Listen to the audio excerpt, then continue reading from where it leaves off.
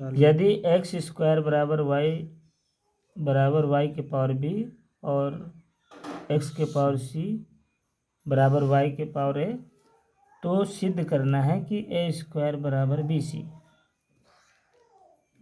तो एक्स के पावर ए बराबर वाई के पावर बी, ठीक है।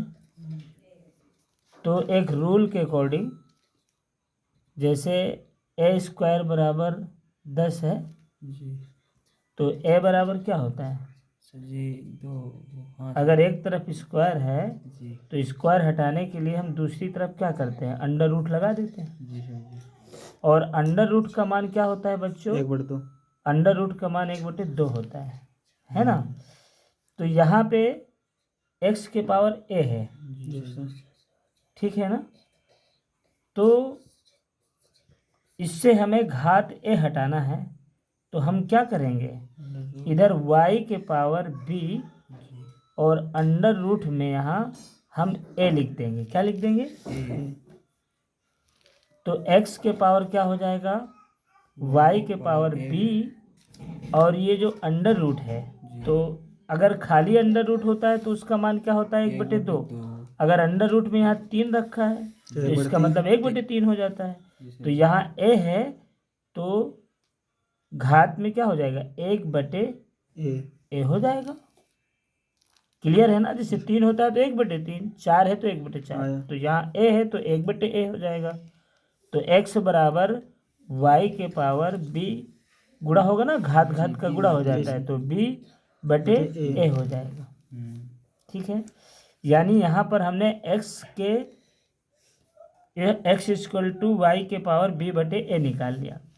ये तुम्हारा पहला समीकरण हुआ। दूसरा समीकरण क्या है, x के power c equal to Y के पावर a। तो x का मान उसी तरह, इसको मान लो कि ये समीकरण 2 है, x का मान समीकरण 2 में रखने पर, समीकरण 2 क्या है तुम्हारा, x का मान क्या है तुम्हारा, ये हम निकाले ना, और समीकरण 2 तुम्हारा ये है, x के power c equal to Y के पावर a। तो x का मान रखना है, x बराबर क्या है, y के पावर b/a।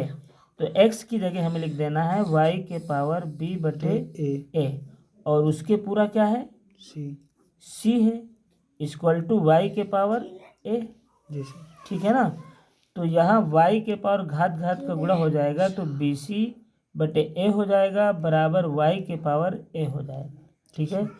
तो एक रूल के अकॉर्डिंग अगर बेस बराबर है तो घातें भी बराबर हो जाती हैं। मैंने बताया ना कई बार, a के power m equal to a के पावर n, अगर ऐसा है कहीं पे तो m बराबर n हम लिख सकते हैं, ठीक है। तो यहाँ बेस सेम है तो हम क्या लिख सकते हैं, bc/a इक्वल टू a। अब इसके नीचे 1 का बटा लगा के हम करणीय गुणा कर सकते हैं।